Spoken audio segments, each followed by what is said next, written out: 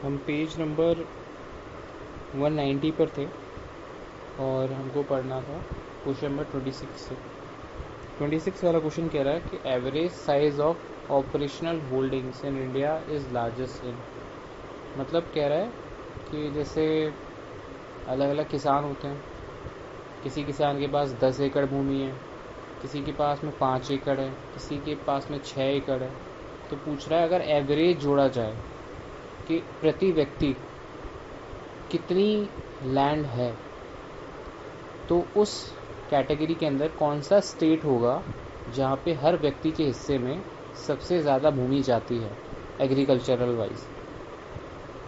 तो यहाँ पे दो चीज़ें मिसमैच हो रही हैं इसके आंसर में, 26 वाले में। डेटा के अनुसार अगर मैं देखता हूँ तो उसका आंसर होगा पंजाब, क्योंकि पंजाब के अंदर अगर एवरेज साइज़ निकाला जाए एग्रीकल्चरल लैंड होल्डिंग का तो हर व्यक्ति के पास 1.63 हेक्टेयर भूमि आती है। राजस्थान के अंदर थोड़ी कम आती है, लेकिन यहाँ पे राजस्थान लिख रखा है तो हम मान लेते हैं कि ठीक है राजस्थान है। अगर राजस्थान और पंजाब होगा तो राजस्थान टिक कर देना, राजस्थान नहीं होगा ऑप्शन में, कोई और ऑप्शन होगा तो पंजाब टिक कर देना। 27 वाला कह रहा है agriculture in India is considered as. Agriculture को इंडिया में क्या कंसीडर किया जाता है? मीन्स ऑफ लाइवलीहुड, जीवन यापन करने का तरीका, प्रोफेशन, ट्रेड, इंडस्ट्री। तो जीवन यापन या कमाने का तरीका। 28 वाला क्वेश्चन कह रहा है कि इनमें से कौन सा स्टेटमेंट करेक्ट है। ये बहुत ज़्यादा पुराना क्वेश्चन हो गया है, डेटा बेस्ड क्वेश्चन है, तो हम डायरेक्टली ये देख लेते हैं कि एट प्रेजेंट में क्या डेटा चल रहा है। तो अगर आप इसके नोट्स में जाएंगे 28 वाले क्वेश्चन के नोट्स में, और राइट हैंड साइड पे यानी पेज नंबर 191 के अंदर पैराग्राफ देखेंगे तो उसमें बोल्ड अक्षरों में लिखा हुआ है India account for 29% of the total area under the rice cultivation in the world. मतलब पूरी दुनिया के अंदर जो भी कल्टिवेबल लैंड है, मतलब जो भी एग्रीकल्चरल लैंड है, उसमें अगर देखा जाए तो राइस उगाने के क्षेत्र में भारत 29% हिस्सा यूज़ करता है पूरी दुनिया का राइस कल्टिवेशन में। वैसे ही क्वेश्चन आने नहीं वाला, बस खाली देख लेते हैं कि out of the total world जो इंडिया राइस उगा रहा है वो 29% ऑफ द टोटल एरिया पे उगा रहा है, जो पूरी दुनिया में हो रहा है। पूरी दुनिया में जैसे 100 एकड़ भूमि पे राइस उग रहा है तो 29 एकड़ भूमि भारत में है, ऐसे समझ सकते हो। 29 कह रहा है लार्जेस्ट कंज्यूमर कौन है केमिकल फर्टिलाइज़र के भारत के अंदर। Largest consumer of the chemical fertiliser India के अंदर है। अगर हम लेटेस्ट डेटा देखें तो नंबर 1 पर है यूपी। सबसे ज़्यादा अमाउंट का फर्टिलाइज़र यूज़ करता है यूपी, उसके बाद में करता है महाराष्ट्र, फिर मध्य प्रदेश। अगर पूछा जाए कि प्रति फार्मर कौन सबसे ज़्यादा फर्टिलाइज़र का यूज़ कर रहा है, मतलब हर एक फार्मर का देखा जाए एवरेज, तो उसमें पंजाब सबसे आगे निकलेगा। मतलब हर एक फार्मर का देखा जाए, हर एक खेत का देखा जाए तो प्रति खेत सबसे ज़्यादा जो केमिकल यूज़ होता है या फर्टिलाइज़र यूज़ होता है वो करते हैं पंजाब के फार्मर्स प्रति खेत। लेकिन टोटल पूछा जाए तो यूपी नंबर 1 पर है। क्यों? क्योंकि यूपी का एरिया बहुत ज़्यादा बड़ा है, पंजाब का एरिया छोटा है, लेकिन फिर भी वो लोग एक खेत में बहुत ज़्यादा फर्टिलाइज़र यूज़ करते हैं। 30 वाला क्वेश्चन कह रहा है इनमें से कौन सी मैन्योर क्रॉप है जिसमें सबसे ज़्यादा नाइट्रोजन होगा। तो सबसे ज़्यादा नाइट्रोजन उसी में होगा जिसमें सबसे ज़्यादा प्रोटीन होता है। तो ढैंचा, सनहेम, ग्वार, काउपी। पी मतलब मटर, मटर काफ़ी ज़्यादा प्रोटीनिशियस होती है, तो काउपी में होता है। क्वेश्चन नंबर 31 स्किप कर देते हैं, 32 पर आते हैं। 32 पे कह रहा है कि बैलेंस फर्टिलाइज़र किस लिए काम आते हैं। तो बैलेंस फर्टिलाइज़र क्या करते हैं, सॉइल को भी बचा के रखते हैं लेकिन प्रोडक्शन के अंदर कमी नहीं आने देते और प्रोडक्शन को भी बढ़ाते हैं। तो बैलेंस फर्टिलाइज़र ऐसे फर्टिलाइज़र हैं जो कि एक बैलेंस बना के रखते हैं, हमको प्रोडक्टिविटी भी देते हैं, ईल्ड भी बढ़ती है, साथ ही साथ सॉइल की जो उपजता है या फिर सॉइल का जो फर्टाइल नेचर है वो भी कम नहीं होता। नेक्स्ट क्वेश्चन देखते हैं, 34 वाला इम्पोर्टेंट है कि बताइए कौन सा स्टेट है जहाँ पे बहुत ज़्यादा जल्दी से ग्राउंड वाटर को रिसाइकिल कर लिया जाता है, फिर रेप्लेनिश कर दिया जाता है। रेप्लेनिश का मतलब क्या होता है, हमने ज़मीन में से पानी निकाला ट्यूबवेल के थ्रू, अब ज़मीन के अंदर जो पानी स्टोर था वो कम हो गया है क्योंकि हमने ट्यूबवेल से बाहर निकाल लिया है। अब वो जो पानी है उस पानी का स्तर अपने पुराने स्तर तक पहुंच जाए, इसे बोलते हैं रेप्लेनिश करना।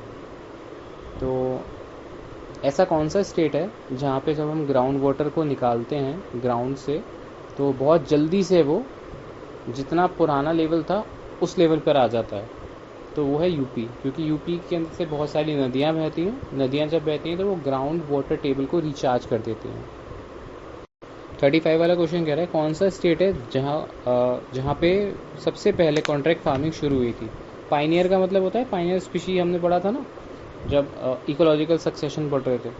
तो इनमें से कौन सा स्टेट पाइनियर है जहाँ पे सबसे पहले कॉन्ट्रैक्ट फार्मिंग शुरू हुई थी, तो पंजाब में शुरू हुई थी।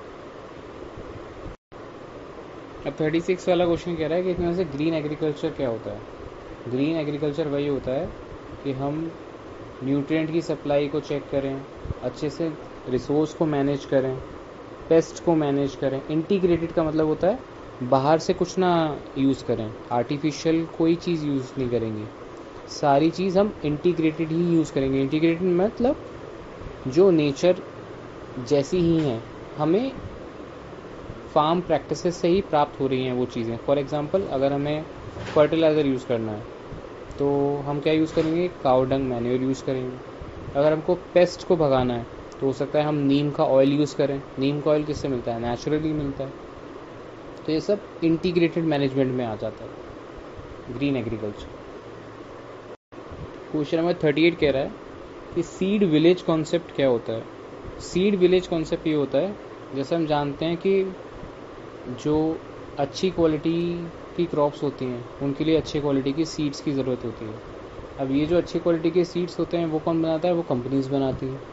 अब इन कंपनीज़ के जो सीड्स होते हैं वो बहुत ज़्यादा महंगे महंगे होते हैं। तो सरकार ने क्या सोचा, एक सीड विलेज कॉन्सेप्ट लेके आते हैं। इसके अंदर क्या है, किसानों को ट्रेनिंग दी जाएगी कि किस तरीके से उनकी फसल से अच्छे बीज प्राप्त कर सकें वो लोग, और वो किसान जो बहुत ज़्यादा प्रॉपरली ट्रेंड हो जाएंगे वो अपने विलेज के अंदर और लोगों को ट्रेनिंग देंगे। तो जब और लोग भी प्रशिक्षित हो जाएंगे, ट्रेंड हो जाएंगे, स्किल्ड हो जाएंगे, तो सबके पास अच्छे तरह के बीज आ जाएंगे और वो ज़्यादा फ़ायदा पड़ेगा, किसान को ज़्यादा पैसा देके कंपनी से बीज नहीं खरीदना पड़ेगा। तो ये है सीड विलेज कॉन्सेप्ट। उसके बाद पूछ रहा है एग मार्क क्या होता है।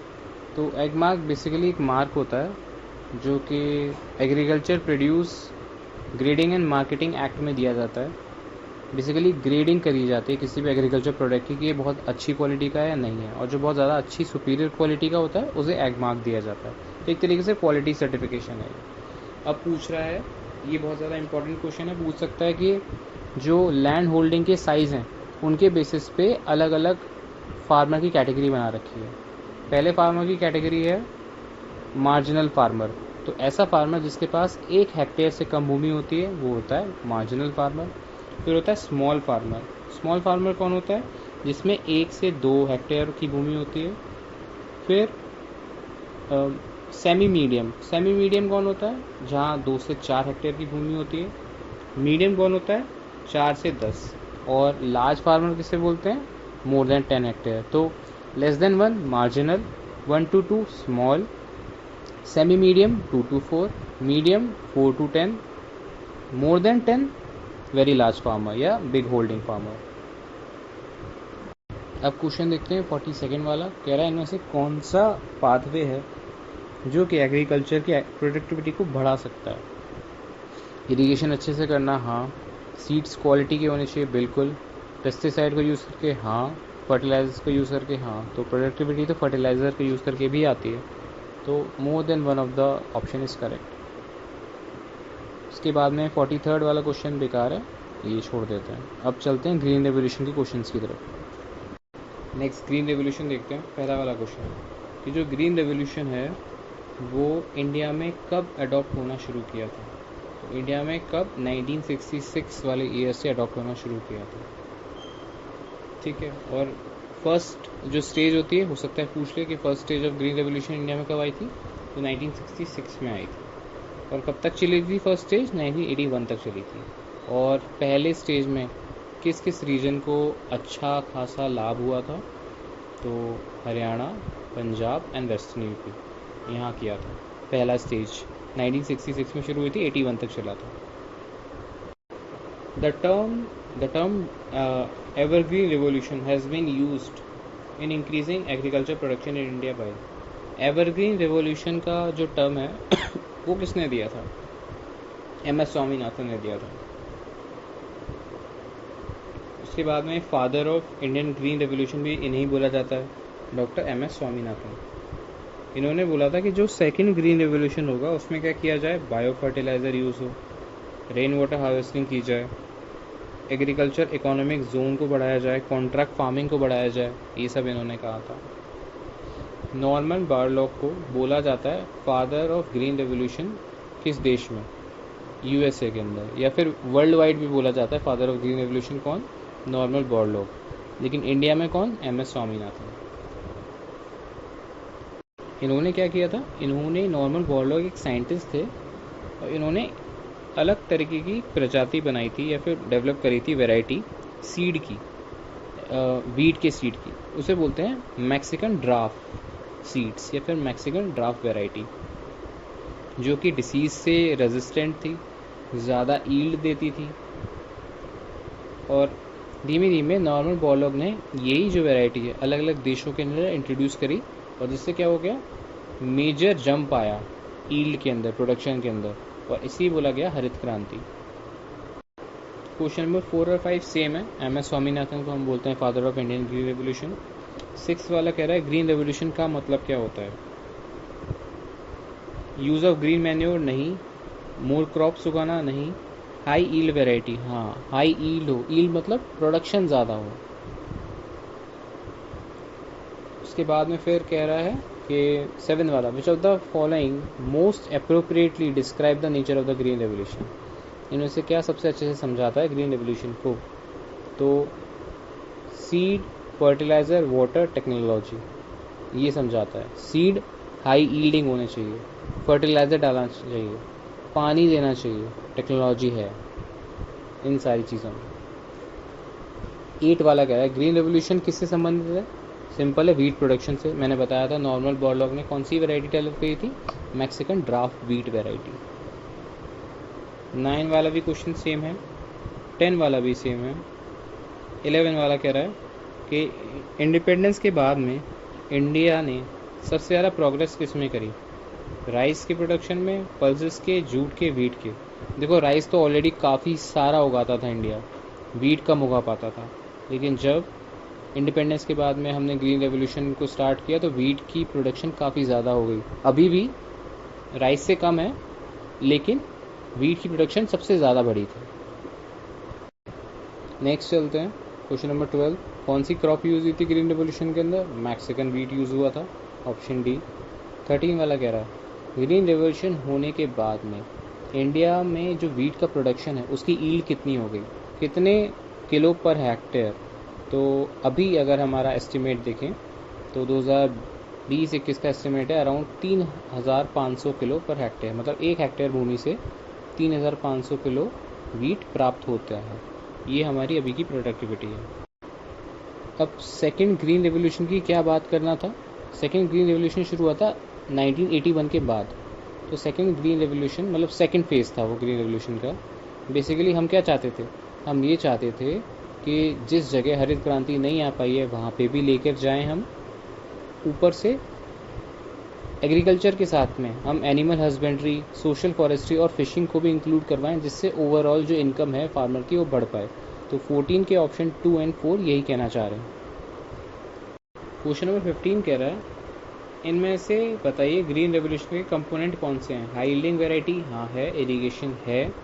रूरल इलेक्ट्रिफिकेशन होना चाहिए, हाँ तभी प्रॉपरली इरिगेट कर पाएंगे वो ट्यूबवेल चला के। रूरल रोड्स होनी चाहिए मार्केटिंग के लिए, हाँ बिल्कुल होनी चाहिए, तभी तो जाके ईल्ड की सही उनको एक तरीके से दाम मिल पाएंगे, जब वो अच्छे से मार्केट तक पहुंचा पाएंगे। उसके लिए रोड्स चाहिए, मार्केट डेवलप होना चाहिए। तो सारे ऑप्शंस करेक्ट। 16 कह रहा है असर्शन कि green revolution has resulted in the growth of food grain production in India. Green revolution ने ये रिजल्ट दिखाया है कि हमारा जो फूड ग्रेन प्रोडक्शन है बढ़ गया है। हाँ बिल्कुल। रीज़न कह रहा है regional disparities have been aggravated due to the green revolution in India. Regional disparity मतलब अलग अलग क्षेत्रों में थोड़ा थोड़ा डिफरेंस आ गया है ग्रीन रेवोल्यूशन की वजह से। हाँ आ गया क्योंकि किसी किसी जगह ग्रीन रेवोल्यूशन से फ़ायदा हो गया, किसी किसी जगह ग्रीन रेवोल्यूशन पहुंच ही नहीं पाया, तो वहाँ पे अभी भी ईल्ड कम है। जिस जगह पहुंच गया वहाँ ईल्ड ज़्यादा है। लेकिन ये करेक्ट रीज़न नहीं है असर्शन का। तो both A and R statement wise are correct but R is not the correct explanation. 17 कह रहा है रेनबो रेवोल्यूशन किससे रिलेटेड है। Rainbow revolution, green revolution, white revolution, blue revolution, सभी तरीके के रेवोल्यूशन एक साथ होते हैं तो उसमें बोलते हैं रेनबो रेवोल्यूशन। अब जो अलग अलग तरीके के रेवोल्यूशन होते हैं उनको थोड़ा देख लेते हैं। ग्रीन रेवोल्यूशन खाद्यान्न से रिलेटेड है, वाइट रेवोल्यूशन मिल्क प्रोडक्शन से, येलो रेवोल्यूशन ऑयल सीड्स से, oil seeds yellow, blue revolution fishes से, रेड रेवोल्यूशन टोमेटो से, गोल्डन रेवोल्यूशन फ्रूट से। गोल्डन रेवोल्यूशन किससे? फ्रूट से है। और ग्रे रेवोल्यूशन किससे? फर्टिलाइजर से। क्वेश्चन नंबर 18 कह रहा है रेवोल्यूशंस को मैच करो। क्वेश्चन नंबर 18, ग्रीन रेवोल्यूशन है growth in the food production, blue revolution है फिशरीज, ग्रे रेवोल्यूशन है फर्टिलाइजर्स, वाइट रेवोल्यूशन है मिल्क प्रोडक्शन। नेक्स्ट चलते हैं 19, पिंक रेवोल्यूशन किससे रिलेटेड है? Cotton, garlic, onion, grape. तो अनियन, क्योंकि अनियन पिंक दिखती है। Black revolution is related to fish, coal, mustard, crude oil. Crude oil. Black revolution coal से रिलेटेड नहीं है, क्रूड ऑयल से रिलेटेड है। 21 कह रहा है match the following. Golden revolution horticulture and honey, golden यानी fruits. Grey revolution fertilizer, yellow revolution oil seeds, black revolution petrol या पेट्रोलियम प्रोडक्ट। 22 भी सेम है, 23 भी, 24 भी। 25 पर आते हैं। 25 वाला कह रहा है इनमें से क्या रिलेटेड है ब्लू रेवोल्यूशन से? Floriculture, sericulture, pisciculture, horticulture. तो ब्लू रेवोल्यूशन से रिलेटेड है पिस्की कल्चर। पिस्की यानी होता है फिशेस, फिशेस का कल्चर करना। 26 वाला कह रहा है इनमें से क्या रेवोल्यूशन ब्लू रेवोल्यूशन से रिलेटेड है? पिस्की कल्चर। 27 भी सेम है। 28 कह रहा है, कह रही है तो ठीक है पढ़ लेते हैं। Zero till seed cum fertiliser drill. हमने जीरो टिल एग्रीकल्चर पढ़ाया, जीरो टिलेज। तो जीरो टिलेज में क्या होता है? फर्टिलाइजर भी डालना होता है, सीड भी सो करना होता है।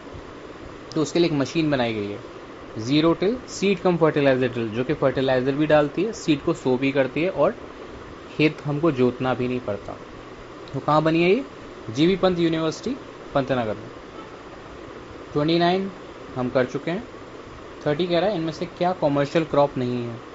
तो कॉमर्शियल क्रॉप यानी ऐसी क्रॉप जो कि अलग तरीके से कॉमर्शियलाइज मार्केटेड ना की जाती है। शुगर केन है, कॉटन है, बनाना है, बाजरा नहीं है। बाजरा स्टेपल खाने वाली क्रॉप एक तरीके से ज़्यादातर यूज़ होती है। ओके।